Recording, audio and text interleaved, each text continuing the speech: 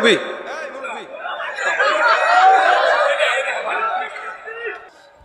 আপনারা অকামের বিষয় নিয়ে এত পড়ে থাকেন, কি একটা আজীব অবস্থা। মুরব্বী বললাম না, কাকা বললাম।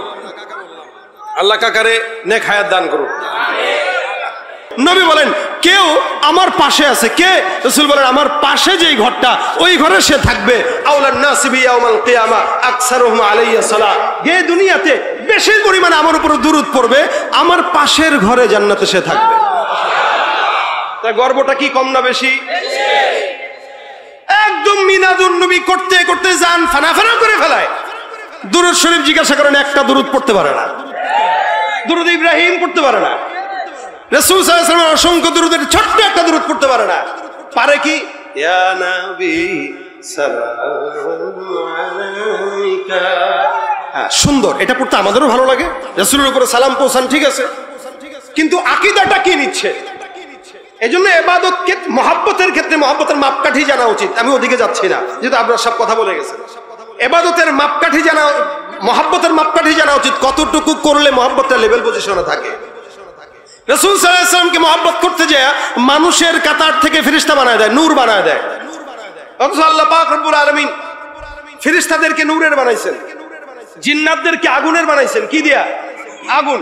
মানুষকে বানাইছেন কি দিয়া? মাটি।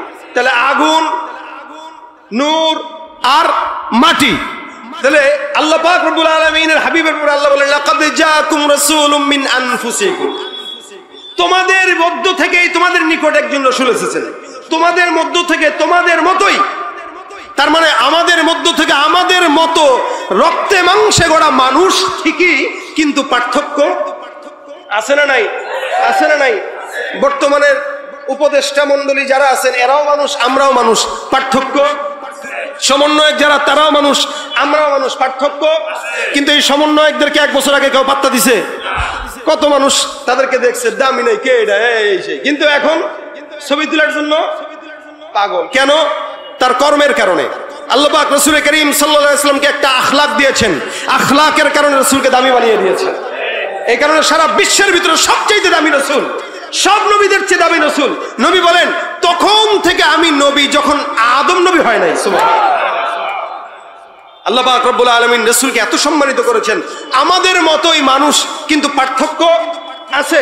আমরাও মানুষ, নবী করিম সাল্লাল্লাহু আলাইহি ওয়াসাল্লাম মানুষ, কিন্তু পার্থক্য কোথায়? আমাদের কাছে ওহী আসবে না, নবীর কাছে ওহী আসছে।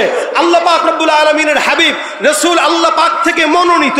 পার্থক্য এগুলাই। এই কারণে রাসূল করিম সাল্লাল্লাহু আলাইহি ওয়াসাল্লামের বারাআত জাহির করার জন্য আল্লাহ পাক অসংখ্য আয়াত কোরআনে নাযিল করেছেন।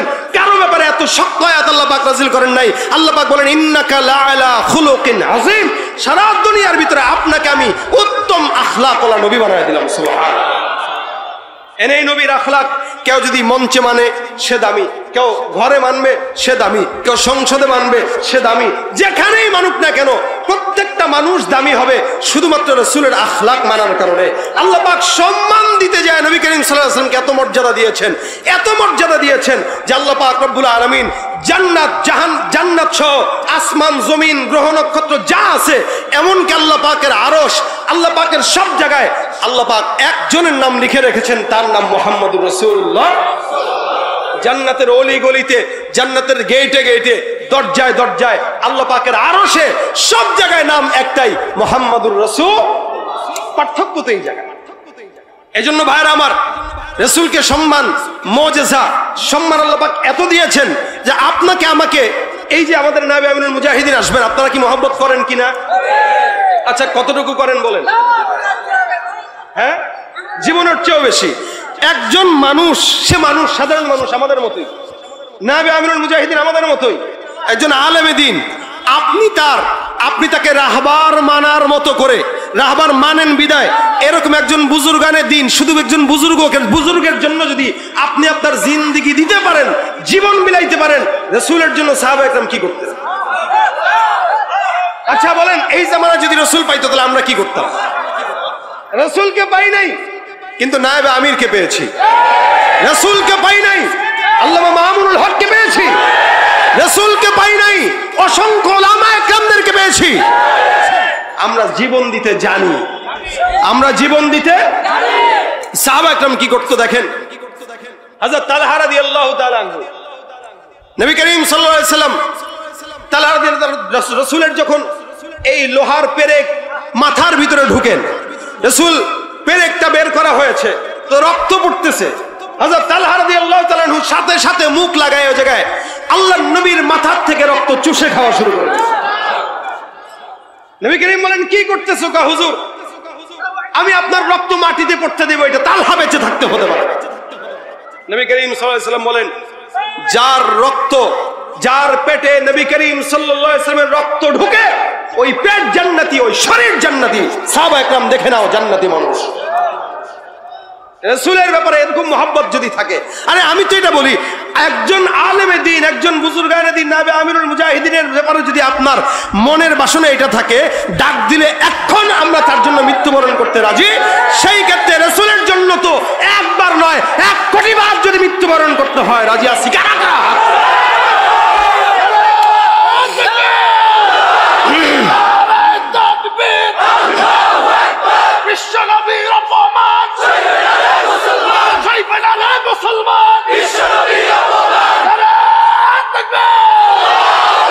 বিশ্ব নবীর অপমানে যদি না কাঁদে তোমার মন, মুসলিম নয় মুনাফিক তুমি নবীজির দুশমন। নবীর প্রেমে জীবন দেবে কে আছো নওজোয়ান, তাকবীর তুলে সিংহ শাবক হও তুমি আগুয়ান। তোমার বুকে ইমানের বল, জবানে আল কোরআন, ভয়ে কাঁপে কাপুরুষ সব আর নরাধম শয়তান। জীবনের চেয়ে বুকে আছে বেশি নবীজির সম্মান, কেমনে তুমি থাকবে বসে হলে তার অপমান। তুমি সাচ্চা মুসলমান, ইমান তোমার ধন, নবীর প্রেমে জাগ্রত তুমি নির্ভীক পালোয়ান। আওয়াজ দিয়া সাচ্চা মুসলমান, ইমান নবীর প্রেমে জাগ্রত তুমি নির্ভীক পালোয়ান। শ্রেষ্ঠ নবীর ব্যঙ্গ করে পাপিষ্ঠ আর বদনসিব, আমরা তাদের ঘৃণা জানাই ধিকে ধিকে ধিকে শতধিক। জাতিসংঘের কাজে কি তবে দর্শক হয়ে থাকবে চুপ? সাম্প্রদায়িক সম্প্রীতি আর যাচ্ছে ভেঙে পাচ্ছে লোক। আজকে যারা কুলাঙ্গারের পক্ষপাতী করছো সব, তোমরা কেউ ছাড় পাবে না, শক্ত ধরা পড়বে ঠিক। ভয়কট হবে, ধিকৃত হবে বিশ্ব জুড়ে, নিন্দা কুড়াবে জাগলে মুসলমান, জাগলে মুসলমান। সাচ্চা মুসলমান, ইমান তোমার ধন, নবীর প্রেমে জাগ্রত তুমি নির্ভীক পালোয়ান। তুমি সাচ্চা মুসলমান, ইমান তোমার ধন, নবীর প্রেমে জাগ্রত তুমি নির্ভীক। নিষ্ঠ উদার দয়ার আধার রহমাতুল লিল আলামিন, তার অপমান করেছে যারা দুষ্ট ইতর অশালীন।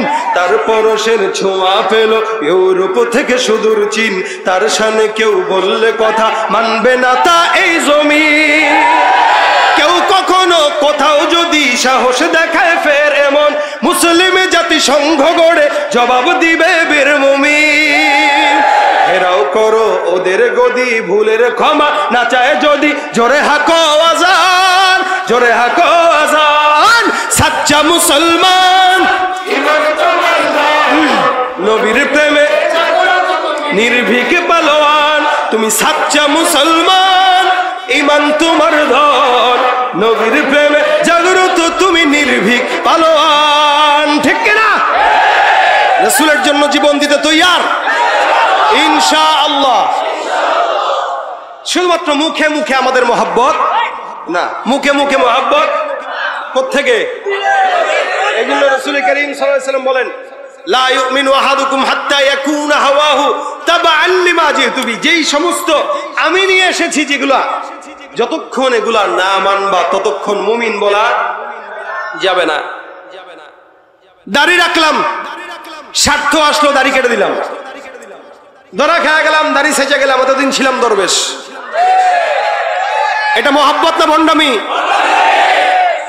আমাদের কোন আলেমে দিনটা ধরা খাওয়ার পরে দাড়ি কাটছে, দরবেশ সাজছে, দাড়ি ঠিক মতো রাখতে পারে না। এই জন্য মহব্বত মুখে মুখে না, মহব্বত কোথায়? অন্তরে। যতদিন হায়াত আছে একটা দাড়ির জন্য যদি জীবন দেওয়া লাগে তবু দিব ইনশাআল্লাহ। একটা দাড়ির জন্য রসুলের এক সাহাবী দাড়ি ছিল একটাই, তো হাঁটতেছে, রসুল দেখে আসছে, হাসি দিছেন।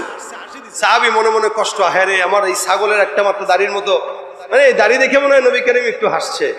এই পরের দিন যা সুন্দর করে দাড়ি ছিঁড়ে ফেলছে। আরেকদিন দেখা হয়েছে রসুল এবার তার দিক থেকে চেহারা ফিরায় নিছেন। হুজুর আপনি আমার দিক থেকে চেহারা ফেরত নিলেন? রসুল বলেন দাড়ি কোথায়? হুজুর প্রথম দিন আপনি আমার দিকে তাকায় হাসছেন, আমি মনে করছি তো আমার একটা দাড়ি দেখে আসছেন, আমি এটাকে কেটে ফেলছি। রসুল বলে আহা, আমি তো বেটা তোর দিকে তাকায় হাসি নাই, তোর একটা দাড়িতে হাজার হাজার ফেরেশতা ঝুলতে দেখে আমি হাসছি। আমার দাড়ি কম, মাঝে মাঝে আমি চিন্তা করি যে এখানে একটু কাটবো কিনা, পরে কই না আমার এই যতটুকু আছে এতটুকুই আল্লাহ পাক হয়তো সন্তুষ্টি, ফেরেশতারা ঝুলতেছে। আমার সুবিধাও আছে, ওযু করতে গেলে এরকম এরকম করা লাগে না। আপনাদের যাদের বেশি দাড়ি মুখি ধোয়া লাগে মোটামুটি 20-5 মিনিট, আমি খালি এমনি দিয়ে মারি একটা শেষ। তো এটা আমার দুঃখ নাই, কারণ একজন সাহাবীর একটা দাড়িতেও হাজার ফেরেশতা যদি ঝুলতে পারে, তো আমার তো একটা না, আমার 17টার উপরেই আছে। তার মানে দাড়ি একটা হইলেও ফেরেশতা থাকে কি থাকে না? রাসূলের একটা দাড়ি, অনেকে বলে দাড়ি রাখা কি সুন্নাত, অনেকে কি বলে দাড়ি রাখা সুন্নাত না, দাড়ি রাখা কি এই সুন্নাতের ফতোয়া বাদ দেন, দাড়ি রাখা ওয়াজিব। এটা না রাখলে গুনাহ হবে, এটা না রাখলে শুধু গুনাহ না দায়মি গুনাহ হয়, দায়মি গুনাহ হয়। দাড়ি রাখা না রাখার দ্বারা দায়মি গুনাহ, নামাজ পড়তেছেন গুনাহ, দাড়ি না রাখার দ্বারা জিকির করতেছেন গুনাহ। কেন? এটা ওয়াজিব তরক করার কারণে প্রতিনিয়ত গুনাহ হচ্ছে, রাসূলের কলিজায় তীর মারতেছেন আপনি। এজন্য মুখে মুখে যারা দাবি করে এদের দাড়ি থাকে না, কিন্তু দাবি করে আশিকে রাসূল। আমি বলবো যে ব্যক্তি দাড়ি কেটে আশিকে রাসূল দাবি করে, যে ব্যক্তি টুপি মাথায় না দিয়ে আশিকে রাসূল দাবি করে, যে ব্যক্তি নামাজ না পড়ে আশিকে রাসূল দাবি করে, নামাজের আগের পরের সুন্নাত না পড়ে আশিকে রাসূল দাবি করে, আশিকে রাসূল না, ও হলো শয়তানের রাসূল, আশিকে শয়তান। কেন? ও শয়তানের আশিক হওয়ার কারণে ও রাসূলের আখলাককে নিতে পারে নাই, কিন্তু শয়তানের আখলাকটা ঠিকই ঢুকে আছে। এই জন্য মহাব্বত রাখতে হয়, রসুলের সঙ্গে মহাব্বত রাখবো সাহাবা আজমাইনদের মতো। আরেক সাহাবীর মহাব্বত দেখেন কেমন, রসুল একটা মজলিসে বসাই, যে আমরা যেরকম মজলিসে বসাই এরকম একটা মজলিসে বসার পরে নবী করিম সাল্লাল্লাহু আলাইহি ওয়াসাল্লাম বলতেছেন, এই সাহাবা আজমাইন শুনো, আমার কাছে তোমাদের যদি কোনো পাওনা থাকে আমাকে বলো, আজকে পাওনার দিন, কারো থাকলে বলতে পারো। এক সাহাবী দাঁড়িয়ে গেছে, ইয়া রাসূলুল্লাহ আমার কিছু কথা আছে। বলো। আপনি আমাকে একদিন পিঠে একটা আঘাত দিয়েছিলেন, আমি সেটা দিতে চাই। ওকে আসো। হুজুর ঠিক আছে। রাসূল সাল্লাল্লাহু আলাইহি ওয়াসাল্লাম তার হাতে লাঠি দিয়েছেন। সাহাবা একরাম তাকায় আছে, চেহারা চোখ বড় করা, কত বড় বেয়াদব হইলে নবী করিম তাকে একটা আঘাত দিয়েছে, সে আঘাত দিবে, কিন্তু কিছু বলতে পারতেছে না। একটা দিকে ফিস ফিস করে কয়, এটা কি পাগল হইছে, এটা কি শুরু করছে, রাসূলকে মার দিবে। রাসূল বলে, এই ফিস ফিসানি বন্ধ, আজকে প্রতিশোধ নেওয়ার দিন, আমি অনুমতি দিছি, তাকে আসতে দাও। সে সামনে আসছে লাঠি নিয়ে, নবী করিম সাল্লাল্লাহু আলাইহি ওয়াসাল্লামকে বলে, হুজুর লাঠি নিয়ে আসছে, আঘাত দেবো। দাও। এমনে তো না। বলে কেমনে? আমাকে যেদিন পিঠে বাড়ি মারছিলেন আমার গায়ে কোনো কাপড় ছিল না, তা আপনার যে পিঠে চাদর আছে চাদর তো সরাইতে হবে রাসূল, না তো ইনসাফ হবে না। সুবহানাল্লাহ। আচ্ছা বলেন, উদাহরণত আমাদের পীর সাহেব যদি কাউকে বলে যে ভাই প্রতিদান দাও, আর আপনি যদি মুড়ি দুইটা কোন, হুজুর আপনার গায়ে জামাটা খুলতে হবে, বাড়ি একটা দেবো, কন্ত দেখে এই পাগলা দুইটা লাঠি দিয়ে এটা সরাই দিবে। কথা ঠিক কিনা বলেন? কথা ঠিক কিনা বলেন? নবী করিম বলতেছেন, এর সুযোগ দাও। আল্লাহর নবী করিম সাল্লাল্লাহু আলাইহি ওয়াসাল্লাম পিঠের চাদর উঠায় দিয়েছেন, সাহাবী লাঠিটাকে ফিক্কা দিয়ে ফেলে নবী করিমের মোহর নবুয়তের ভিতরে চুমা খেয়ে বলেন, ইয়া রাসূলুল্লাহ আপনার মোহর নবুয়তের ছেলে চুমা দেওয়ার জন্য আমি আজকে আসছি। রাসূল করিম সাল্লাল্লাহু আলাইহি ওয়াসাল্লাম চাদর উঠায় দিয়েছেন, রাসূল চাদর উঠায় দিয়েছেন। আল্লাহর নবী সাল্লাল্লাহু আলাইহি ওয়াসাল্লামের সাহাবী রাসূলকে জড়ায় ধরে রাসূলের এই মাঝ বরাবর যেই চিহ্ন ছিল মোহর নবুয়তের চিহ্নের ভিতরে চুমা খেয়ে বসছেন। নবী করিম বলেন, কি করলা তুমি এটা? সাহাবী ডাক দিয়া বলতেছেন, ইয়া রাসূলুল্লাহ, আল্লাহর কসম করে বলি আমি সাহাবী হইতে পারি, আমার কাছে জান্নাতে যাবার কোনো ওসিলা নাই। নবী, আমি কিয়ামতের ময়দানে আল্লাহর কাছে বলতে চাই, আল্লাহ আমার এই ঠোঁট বড় দামি ঠোঁট, কেন? রাসূলের মোহরে নবুয়তের সিল মোবারকে আমার ঠোঁটের সম্পর্ক আছে, হয়তো আমার আল্লাহ পাক এই ওসিলা দিয়ে আমাকে জান্নাত দিয়ে দিবেন। নবী করিম সাল্লাল্লাহু আলাইহি ওয়াসাল্লাম বলেন, তোর ঠোঁটে আমি রাসূলের মোহর নবুয়তের চিহ্ন যেহেতু লেগে গেছে, আল্লাহ তোকে অবশ্যই জান্নাত দান করে দিবেন। এটা ছিল রাসূলের প্রতি সাহাবা আজমাইনদের মহব্বত। আপনার আমার মহব্বত কি? ধান্দার মহব্বত। জিলাপি থাকলে মহব্বত, জিলাপি নাই মহব্বত নাই। এজন্য আমাদের মহব্বত যেটা জিলাপি কেন্দ্রিক, মিষ্টি কেন্দ্রিক, এই মহব্বতটাকে বাদ দিয়ে রাসূলের খাঁটি মহব্বতে আমাদের মনোযোগ দেওয়া দরকার, আছে না নাই? আজকে আমি আপনাদেরকে একটা কথা বলতে চাই লাস্ট পর্যায়ে এসে। কি কথা? এটা কোন মাস আরবি বলেন জোরে? রবিউল আউয়াল মাস।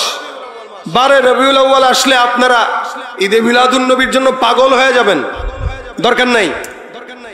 সারা মাস ব্যাপী রবিউল আউয়াল মাস হিসেবে রাসূলের একটা সিরাতের ইবনে হিশাম হোক, অন্য সিরাতের কিতাব হোক, যেগুলো সংক্ষেপ, আর রাহিকুল মাখতুম কিনতে পারেন, এই সমস্ত কিতাবগুলো এই মাসে আপনি পড়েন। নবীর জন্মদিনের মাসে নবীর সিরাত নিয়ে পড়াশোনা করেন, এটা এক নম্বর কাজ। পারবেন? কথা কয় না, পারবেন? রাসূলের সিরাতের মাসে সিরাত নিয়ে পড়বেন। 2 নম্বর আমল, আজকে থেকে নিয়ত করবেন, এখন থেকে নিয়ে এই সারা মাস ব্যাপী নবী করিম সাল্লাল্লাহু আলাইহি ওয়াসাল্লামের একটা আমল করব, সেটা দুরূদের আমল। কিসের আমল বলেন? আজকে থেকে করব পুরা রবিউল আউয়াল মাস। ইনশাআল্লাহ রবিউল আউয়াল মাসে আল্লাহ রাসূল আপনাকে স্বপ্নে দেখা দিবেন। বিশ্বাস হয়? দুরূদের আমল বেশি বেশি করবেন, নবী স্বপ্নে আপনাকে দেখা দিয়ে দিবেন ইনশাআল্লাহ। এই জন্য 2টা আমল, একটা হলো রাসূলের এই মাসে সিরাতের কিতাব পড়ব, 2 নম্বর রাসূলের এই মাসে আমরা রাসূলের উপর দুরূদের আমল করব। দুরূদের এই 2টা কাজ করবেন ইনশাআল্লাহ। ইনশাআল্লাহ কথা জোরে কয়, আস্তে কয় ইনশাআল্লাহ। আল্লাহ পাক তৌফিক দান করে বলেন আমি। আজকের এই মাহফিলটা থেকে যাওয়ার পরে কেউ যদি 2টার একটা কাজ করতে পারেন, তাহলে মাহফিল কামিয়াব। এরপর আমাদের পীর সাহেব হুজুর আসবেন, রওনা দিয়েছেন, চলে আসবেন ইনশাআল্লাহ। আমি আপনাদের কাছে আজকের এই মাহফিলের একটা, যদিও দেশের অবস্থা খারাপ, ব্যবসা বাণিজ্যের অবস্থা খারাপ, খুবই কষ্টে আছেন আপনারা, এটা আমরা জানি। এদিকে কি বিশাল বড় একটা ধকল আমাদের উপর দিয়ে গেছে, বন্যা। এরপরেও আমি জানি এখনো যদি বাংলাদেশে আবারও কোনো দুর্যোগ আসে, আপনারাই আপনাদের বাড়িঘর বিক্রি করে হলেও আরেক ভাইয়ের সহযোগিতায় লাগবেন। এই মন আলহামদুলিল্লাহ আল্লাহ আমাদেরকে দিয়েছেন, আমরা দেখেছি। নয়তো আস সুন্নাহ ফাউন্ডেশন থেকে শুরু করে আলহামদুলিল্লাহ আমাদের জাতীয় ওলামা ইমাম মাশায়েখ পরিষদ, ইসলামী আন্দোলন সহ বাংলাদেশের অসংখ্য দলেরা অসংখ্য ব্যানারে যেভাবে কোটি কোটি টাকার ত্রাণ দিয়েছে, এটা বেনজির। আলহামদুলিল্লাহ বাংলাদেশের মানুষ এটা দেখিয়েছে। আমি কিন্তু ওই বেনজিরের কথা বলি নাই, আমি বেনজির কথা বলেছি যে এই বেনজির নজির ছাড়া আমরা দান করেছি। আর আপনারা হয়তো মনে করতে পারেন যে এয়ারপোর্টে কোটি কোটি টাকা পাচার করে তারপরে পলাইছে, নাকি ভুলে গেছেন? ভুলছেন আপনারা, বাঙালি খুব সহজে ভুলে যায়।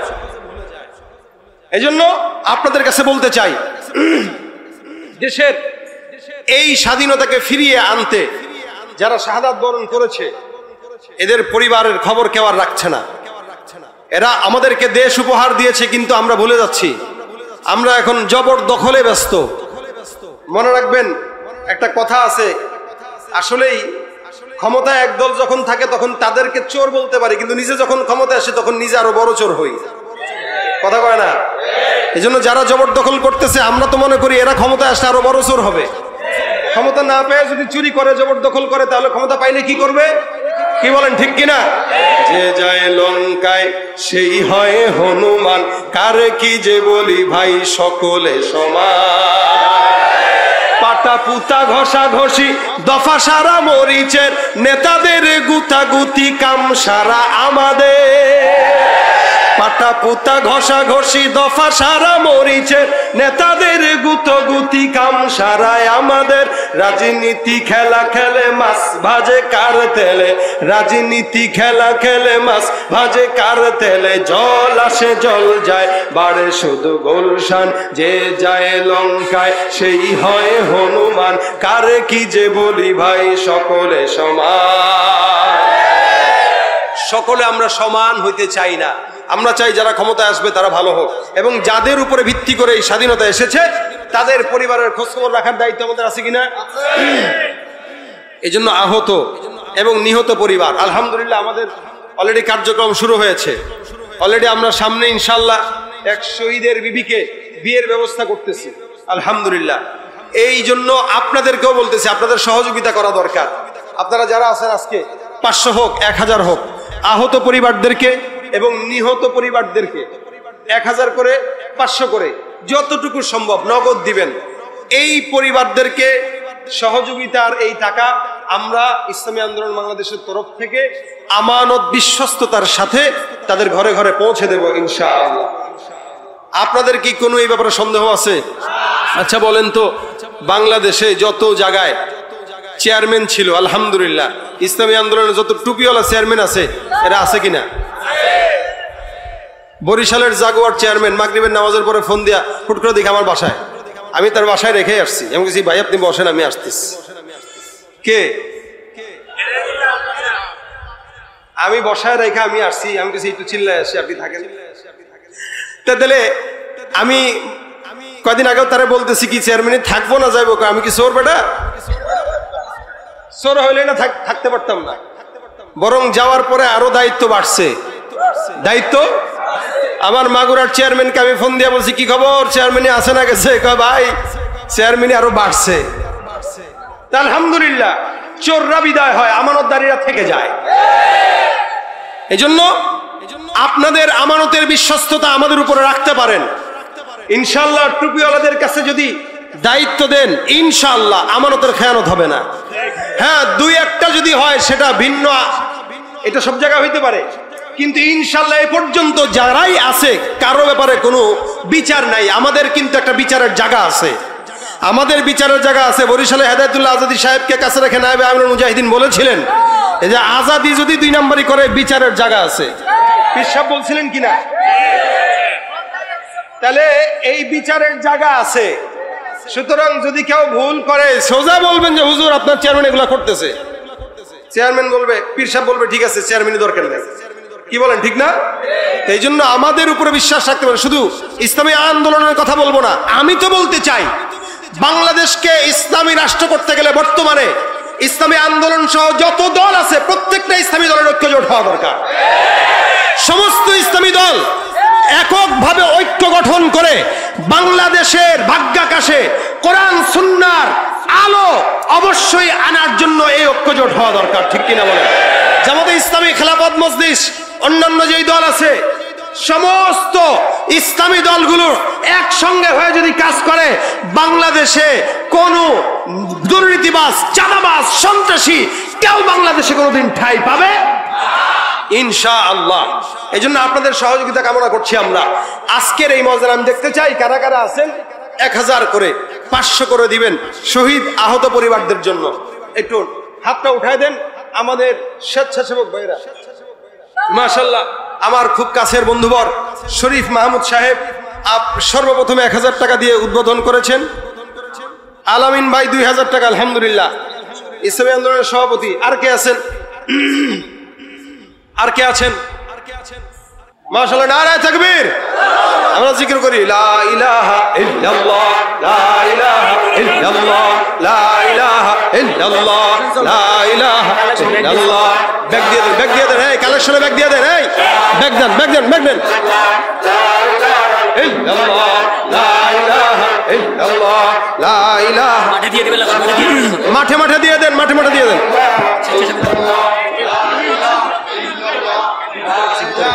মাঠে দিয়ে দাও, মাঠে দিয়ে দাও। কে বললো হুজুর আসে গেছে? কথা বললো শেষ তো বলা শেষ। সালাবেলে বলছে, সালাবেলে বলছে। আমরা বইতে একটু চা, একটু চা, একটু চা দেন, চা দেন, চা। বসেন বসেন। আচ্ছা এই বসেন। হুজুর একটু জরুরতে আছেন, ওযু করে তারপরে আসবেন, ওযু করে তারপরে আসবেন। এরপরে কেউ যদি 500-1000 দিতে চান আমার হাতে দেন। আর ব্যাগ যাচ্ছে, ব্যাগে যদি দিতে হয় ব্যাগে দেন। গজল কি একটা হবে? গলার তো অবস্থা সারা, এরকম মাইক রাখেন।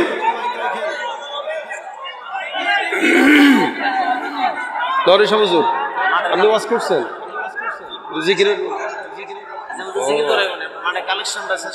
আচ্ছা মাঠে যারা ব্যাগ যাচ্ছে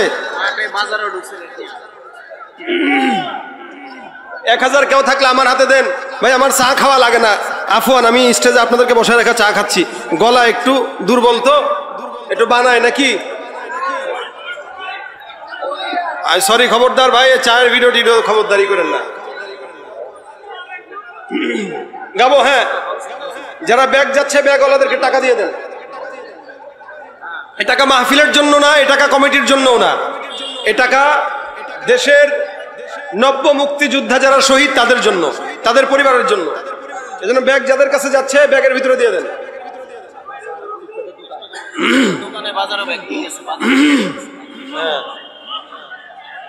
1000 টাকার আছেন কেউ? আর 1000 টাকার কেউ আছেন?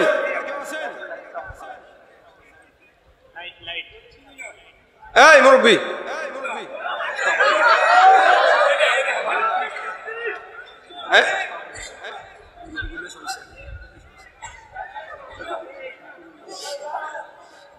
আপনারা অকামের বিষয় নিয়ে এত পড়ে থাকেন, কি একটা আজীব অবস্থা। হয়ে গেছে, হয়ে গেলে উঠানো আসেন, হয়ে গেলে এখানে নিয়ে আসেন, বসেন সবাই।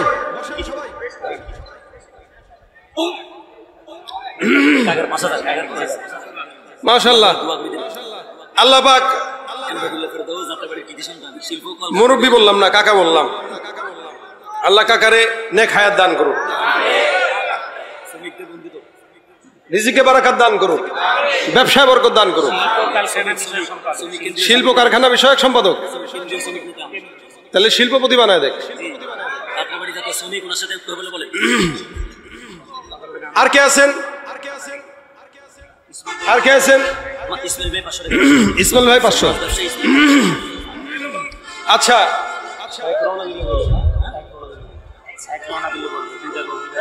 আচ্ছা আচ্ছা বলেন, এই ভাইরা আমার, কি গজল শুনবেন বলেন?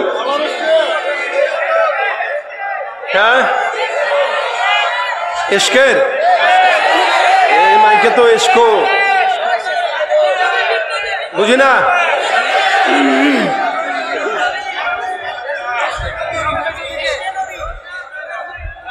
আচ্ছা ঠিক আছে।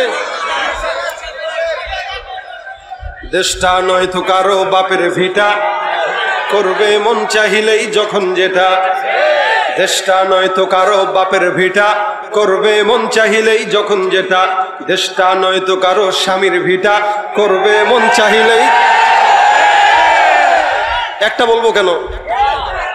দেশটা লক্ষ মায়ের ইজ্জতেরই দামে কেনা, মাটিতে মিশে আছে লাখ শহীদের রক্ত কণা। দেশটা লক্ষ মায়ের ইজ্জতেরই দামে কেনা, মাটিতে মিশে আছে লাখ শহীদের রক্ত কণা। শহীদের রক্তের দামে কেনা মোদের সোনার ভিটা, সাইদের রক্তের দামে কেনা মোদের সোনার ভিটা। তবে কেন অভ্যাস হলো বিদেশিদের কদম চাটা। দেশটা নয়তো কারো বাপের ভিটা, করবে মন চাহিলেই যখন যেটা। দেশটা নয়তো কারো বাপের ভিটা, করবে মন চাহিলেই যখন যেটা। যে দেশের মাটি থেকে গন্ধ আসে ওই কালেমার, সে দেশের আকাশ ছুঁয়ে রয়ে দাঁড়িয়ে কত মিনার। যে দেশের মাটি থেকে গন্ধ আসে ওই কালেমার, সে দেশের আকাশ ছুঁয়ে রয় দাঁড়িয়ে কত মিনার, আজানের সুরে সুরে জীবন যাদের বেড়ে ওঠা, আজানের সুরে সুরে জীবন যাদের বেড়ে ওঠা, সে দেশে আজকে কেন নাস্তিকতার ঘনা ঘটা। দেশটা নয়তো কারো বাপের ভিটা, করবে মন চাহিলেই যখন যেটা, দেশটা নয়তো কারো বাপের ভিটা, করবে মন চাহিলেই যখন যেটা, ঠিক কিনা? যারা আজ চিল্লাইতেছে স্বাধীনতা স্বাধীনতা, দেশ নয় তাদের আজই তাদের লাগে মাথা ব্যথা। আসলে মোদের হলো বদনসিবার কপাল ফাটা, আসলে মোদের হলো বদনসিবার কপাল ফাটা, তাই যায় বারে বারে তাদের হাতেই ক্ষমতাটা, তাই দেই বারে বারে ওদের হাতেই ক্ষমতাটা। দেশটা নয়তো কারো বাপের ভিটা, করবে মন চাহিলেই যখন যেটা, দেশটা নয়তো কারো বাপের ভিটা, করবে মন চাহিলেই যখন যেটা।